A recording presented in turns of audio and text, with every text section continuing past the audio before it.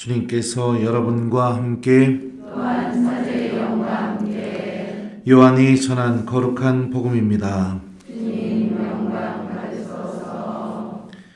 그때 예수님께서 제자들에게 말씀하셨다. 조금 있으면 너희는 나를 더 이상 보지 못할 것이다. 그러나 다시 조금 더 있으면 나를 보게 될 것이다.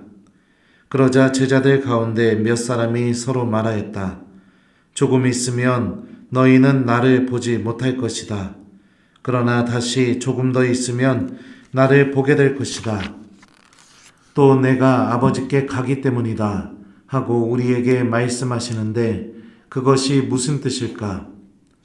그들은 또 조금 있으면 이라고 말씀하시는데 그것이 무슨 뜻일까? 무슨 이야기를 하시는지 알 수가 없군 하고 말하였다. 예수님께서 제자들이 묻고 싶어 하시는 것을 아시고 그들에게 이르셨다. 조금 있으면 너희는 나를 보지 못할 것이다. 그러나 다시 조금 더 있으면 나를 보게 될 것이다 하고 내가 말한 것을 가지고 서로 묻고 있느냐? 내가 진실로 진실로 너희에게 말한다. 너희는 울며 애통하겠지만 세상은 기뻐할 것이다. 너희가 근심하겠지만 그러나 너희의 근심은 기쁨으로 바뀔 것이다. 주님의 말씀입니다. 그리스도님 찬양합니다. 오소서 성령님, 너희가 근심하겠지만 그러나 너희의 근심은 기쁨으로 바뀔 것이다. 안녕하세요. 갈수록 이 성당이 꽉꽉 차지는 모습을 보니까 기분이 너무 행복합니다. 성령께서 우리 성취주배 회원들 마음 안에 성령의 은총을 충만히 내려주시고 또 성모님도 여러분들에게 꼭 필요한 은총을 하느님께 전구해 주시고 그래서 여러분들이 더 기쁨 안에서 하느님 또 은총 안에서 한 달을 잘 지내시기를 저도 오늘 미사 때 기도하겠습니다. 예, 성령쌤이 나온 것 같네요. 아멘 이러는 거 보니까 제가 요즘 성령봉사에 가서 특강을 많이 하다 보니까 이제 익숙해졌어요. 아멘 막 이렇게 하셔도 상관없습니다. 삶을 살다 보면 여러분들 하느님이 왜 나에게 이런 고통을 허락하실까 그런 의문들이 드는 순간들이 있습니다. 그리고 정말 힘들고 어려운 일 앞에서는 하나님도 보이지 않을 정도로 내가 아파하고 속상해하는 그런 순간들이 다가올 때도 있죠. 사람이라면 누구나 다 그런 것 같아요. 누구나 한 번 정도는 정말 어렵고 또 힘든 그런 일들이 찾아오게 됩니다. 하지만 성경 안에서 증언하고 있는 그 하나님의 모습을 그때마다 잘 기억했으면 좋겠습니다. 이스라엘 사람들은 기뻐하면서 홍해를 건너고 난 뒤에 하느님께서 마련해 놓으신 곳은 광야였습니다. 그것도 하루 이틀이 아니라 몇 년이었죠? 40년 동안. 그 광야 속에서 믿음도 많이 흔들렸고 또 하느님에 대한 원망도 많이 나타났었죠. 하지만 하느님께서 그렇게 하셨던 이유가 뭐냐면 사람이 빵만으로 사는 게 아니라 하느님 입에서 나오는 모든 말씀으로 산다는 것을 가르쳐 주시기 위해서 그런 선택을 하셨죠. 그뿐만이 아니죠. 또 성경에 나오는 인물들을 보면 다윗은 기름 부음 받고 골리앗 죽이자마자 어떻게 됐습니까? 사람들이 다윗을 사울보다 더 좋아하니까 사울에게 쫓겨서 왕이 되기 전까지 광야 안에서 살게 됩니다. 그죠? 그러면서 다윗은 그 기간을 통해 하느님에게만 의지할 수밖에 없다라는 것을 그 특별한 기간을 통해서 배우게 되죠. 실제로는 시편 전체가 다윗이 썼다고는 우리가 성서학적으로는 그렇게 이야기하진 않습니다. 하지만 성경 전통에 의하면 시편을 다윗이 썼다고 이렇게 전통이 내려옵니다. 왜냐하면 그 광야 안에서 하느님께만 의지하고 하느님께 매달리다 보니까 그가 진실하게 했던 기도들이 이렇게 당연히 시편에 담겼을 것이라고 그렇게 교회가 또 우리 성경 전통이 그렇게 보고 있기 때문이죠. 그러니까 힘들고 어려운 일이 있다면 그 힘들고 어려운 일만 보지 않으셨으면 좋겠습니다.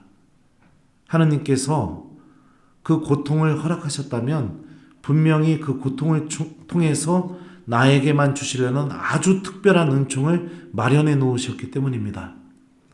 우리가 그 하느님의 섭리를 바라보면서 그 어려움 속에서 정말 하느님이 원하시는 뜻이 무엇인지를 내가 알아들으면서 기도하고 주님께 도움 청하고 그러면서 내가 그 길을 묵묵히 걸어나가는 것이 중요하다고 볼 수 있습니다. 저도 유튜브 강론으로 몇 번 얘기했었지만 또 같은 얘기를 할 수밖에 없네요. 유학 마치고 한국에 들어오게 되었을 때 저는 신학교에 나가서 강의하는데 5년이라는 시간이 걸렸어요. 그 5년 동안 참 힘들었습니다. 왜 내가 외국에서 이렇게 미련하게 공부하고 왔을까? 열심히 공부하고 돌아왔는데 결국에는 제가 느꼈던 감정은 뭐냐면 버려졌다. 나는 내가 쓸모없게 됐다. 이런 느낌을 많이 받았었거든요. 생각을 해보세요. 매년 그 교구에서 행사가 있으면 제2방에서 교구 신부님들 다 모이잖아요. 그죠? 모이면 5년 동안 받았던 질문이 뭐냐면 신학교에서 뭐 가르쳐? 근데 저는 5년 동안 저 강의 안 합니다. 아직 강의 안 하고 있습니다. 그거를 앵무새처럼 5년 동안 계속 얘기를 이렇게 했었습니다. 하느님께서 왜 이런 일을 마련하셨을까? 저도 굉장히 많이 힘들었었죠. 근데 그 기간 동안에 버틸 수 있었던 큰 힘 중에 하나가 뭐였냐면 성체조배였습니다. 성체 앞에 앉아서 주님께 위로받고 또 하느님의 뜻을 찾고 그러면서 그 어려운 시기를 이겨냈던 것 같아요. 어느 날 성체조배 하는데 그런 생각이 들더라고요. 이렇게 시간이 지났는데도 부르지 않는 것은 하느님께서 원하시는 것이 아닐까? 하느님이 바라지 않으시기 때문에 이런 일이 일어나는 거 아닐까? 그런 생각이 들게 되더라고요. 그리고 나서 그 뒤부터 제가 그런 생각을 했습니다. 주님께서 나에게 맡겨주신 일에 성실하게 하자. 내가 자꾸 그걸 뭔가를 바라고 왜 안 되냐고 속상해하고 그러지 말고 하느님이 나에게 맡겨주신 일에 성실하자. 그래서 본당에서 교우들하고 냉담자도 찾으러 다니기도 하고 또 여러분들은 잘 모르시겠지만 제 첫 본당 교우들은 죽을 뻔했습니다. 저 때문에. 본당 신부가 매일 새벽에 데리고서 성체조배 했으니까요. 매일 그렇게 성체조배하고 그리고 또 교우들하고 재밌게 지내려고 하고 그러면서 그 시기를 보내게 됐어요. 그런데 그 시기 동안에 했던 것 중에 하나가 또 유튜브도 하게 되었고 오늘의 말씀 앱도 만들었고 그랬죠. 그리고 본당 교우들에게 성경 가르치면서 많은 시행착오를 이렇게 겪었었습니다. 처음에 전 성경 가르칠 때 지금처럼 이렇게 안 가르쳤어요. 그 히라보 히브리어 막 직역해주고 막 그랬거든요. 근데 어떤 요셉의 할아버지 한 분이 한 3주인가 4주 배우다가 수업이 다 끝나고 난 뒤에 안 가고 남으시길래 왜 안 가셔요? 그랬더니 신부님 제가 성심으로 말씀드린다고 생각하고 속상해하지 마십시오. 그래서 왜요 형제님? 그랬더니 지금까지 가르쳐 주신 거 당체 뭔 소리인지 하나도 모르겠습니다. 그때 알게 됐어요. 하느님 말씀 이렇게 가르치면 안 되는 거구나. 근데 지금 와서 돌아보면 하느님께서 그 특별한 시기를 통해서 저를 가르치고 준비시키고 또 당신의 도구로 쓰시려고 저를 이렇게 다듬는 시기였다는 것을 이렇게 알게 되었습니다. 지금은 대전신학교, 수원신학교 나가서 우리 학사님들 가르쳐주고 있어요. 성경이요. 그리고 또 본의 아니게 유튜브가 이렇게 날이면 날마다 커져가지고 아주 몸둘 바를 모르겠습니다. 이제 난 끝났다. 내 삶은 끝났다. 이 생각을 하고 있어요. 어디 식당 가서 뭡니까? 밥을 먹더라도 알아보는 교우가 있을지 모르겠고, 목욕탕을 가더라도 그럴 것 같고, 난 끝났다, 이제 나는. 하여튼 그렇습니다. 근데, 하느님 말씀을 교우들에게, 또 우리 학사님들에게 정말로, 잘 전하게 하기 위해서 주님께서 그 특별한 시기를 마련하셨다는 것을 이제서야 느끼게 됩니다. 사랑하는 우리 성체조배 회원 여러분들, 시간은 하느님의 섭리를 읽어낼 수 있는 아주 특별한 도구입니다. 그러니 여러분들이 지금 혹시라도 어떠한 이유가 됐든지 간에 큰 근심에 빠져 있다면 그 근심만을 바라보지 마시고 그 일을 통해서 나에게만 주시려는 하느님의 특별한 은총이 있다는 것을 굳게 믿고 더더욱 하느님께 의지하고 성체 앞에 머무르는 신앙인이 되도록 노력해 봤으면 좋겠습니다. 저는 그 방법을 통해서 하느님의 섭리가 있었다는 것을 체험한 그런 사람입니다. 이 그리스 말로 이 근심이라는 말은요, 빠져나올 수 없는 슬픔을 의미합니다. 빠져나올 수 없는 슬픔. 그런데 예수님이 어떻게 말씀하셨죠? 너희가 근심하겠지만 그러나 너희의 근심은 기쁨으로 바뀌게 될 것이다. 우리들도 제자들처럼 스승의 죽음을 바라보고 망연자실하고 근심하고 또 내 믿음이 얼마나 형편없는지도 그 예수님의 십자가 앞에서 명확하게 느끼게 되게 되고 또 예수님께 다시 내가 다가가는 게 염치 없고 고개를 못 들 정도로 부끄러운 그런 고통에 빠질 수도 있습니다. 중요한 점은 무엇이냐? 예수님 스스로가 그 근심을 기쁨으로 바꾸어 주시겠다고 말씀하시는 게 그게 더 중요한 것입니다. 우리는 이 말씀이 이루어지기를 믿으면서 내가 정말로 빠져나올 수 없는 고통, 빠져나올 수 없는 슬픔 속에 있다면 이 말씀을 해주신 주님 안에 머무르는 방법을 선택하는 게 신앙인다운 선택이라고 저는 생각합니다. 그러니까 한 달 동안 여러분들 힘들고 어려운 일이 있을 때마다 성체 앞에 머무르십시오. 그리고 너희의 근심은 기쁨으로 바뀔 것이다. 이 말씀을 기억하면서 주님, 이 말씀이 저에게도 꼭 이루어질 수 있도록 저를 축복해 주십시오. 이렇게 성체 앞에 앉아서 기도하셨으면 좋겠습니다. 특별히 이 5월은 성모성월이죠? 네. 성모님과 함께 기도했으면 좋겠어요. 그래서 성모님, 이 말씀이 저에게 이루어질 수 있도록 저와 함께 기도해 주십시오. 이렇게 청하면서 우리가 성체 앞에 앉는다면 주님께서 분명히 시간은 얼마 걸릴지 모르겠지만 그 근심이 기쁨으로 변화될 수 있도록 꼭 이루어 주실 겁니다. 그래서 여러분들도 나중에 그렇게 외치게 될 거예요. 예수님이 이 은총을 주시려고 나를 이렇게 인도하셨구나. 저처럼. 예수님이 나를 이렇게 변화시키시려고 나에게 이 고통을 허락하셨구나. 예수님이 나와 내 가족에게 이것을 가르치시려고 이 어려운 일을 허락하셨구나. 이렇게 여러분들도 분명히 고백할 수 있을 거라고 저는 굳게 믿습니다. 네. 그래, 그러면 한 달 동안 우리 성체조배하면서 특별히 힘들고 어려울 때마다 성체 앞으로 걸어가는 습관을 좀 가져보는 그런 우리 성체조배 회원들이 되었으면 좋겠습니다. 예수님 품으로 달려가십시오.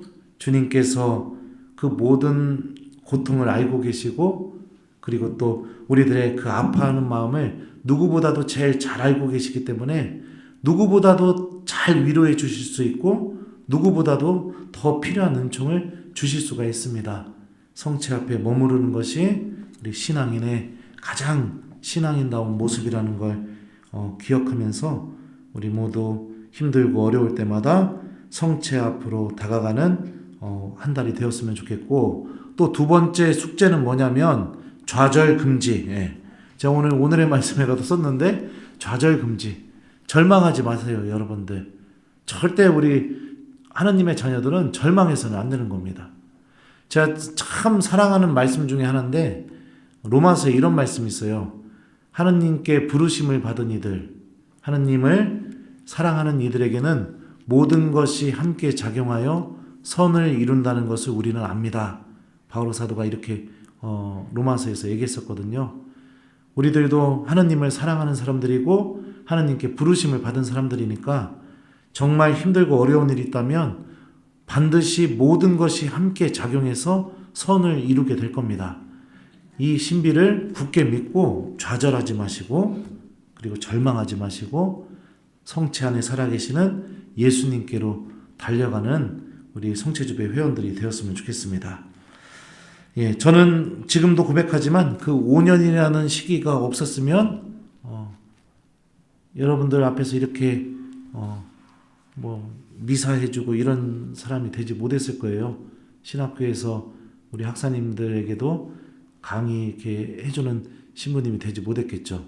제가 참 이게 제가 제 입으로 얘기하니까 이게 권위가 없는데 우리 수원신학교 학사님들이 저한테 그 얘기를 하더라고요. 신부님, 내가 이거 녹음해가지고 언제 따가지고 신부님, 저희는 금요일이 제일 기다려집니다 이러더라고요. 왜? 그랬더니 신부님 오시잖아요. 근데 그 3학년 학사님들이거든요. 그 우르르 몇 명 와가지고선 저한테 이 얘기를 해주는데 저도 얼마나 그 소리를 듣고 기뻤는지, 내가 가르쳐주는 하느님 말씀이 우리 학사님들 마음 안에서 아주 깊이 뿌리내리고 있구나, 이게 기쁨으로 받아들이고 있구나 학사님들이, 그런 생각이 들으니까 참 저도 보람되고 기뻤습니다. 근데 비결이 뭐냐, 5년 동안 제가 아파하고 힘들었던 거 이거 다 성경 가르쳐주면서 제가 다 오픈해가지고 막 얘기를 해줘요. 솔직하게. 그러니까 학사님들이 오히려 그거에 더 많이 와닿아가지고 그랬던 건 아닌가 그런 생각이 듭니다. 그러니까 이유 없는 고통은 없습니다. 그리고 의미 없이 하느님께서는 우리를 어려움으로 절대로 데리고 가지 않습니다. 하느님이 고통을 허락하시는 이유도, 어려움을 허락하시는 이유도, 그 이유가 무엇이냐? 우리에게 특별한 은총을 주시기 위해서. 그리고 고통과 어려움을 그러면 왜 선택하시느냐? 그 방법이 아니고서는 그 은총을 줄 수 있는 방법이 없기 때문에, 그렇기 때문에 하느님이 고통도 허락하시는 거고 어려움도 허락하시는 겁니다.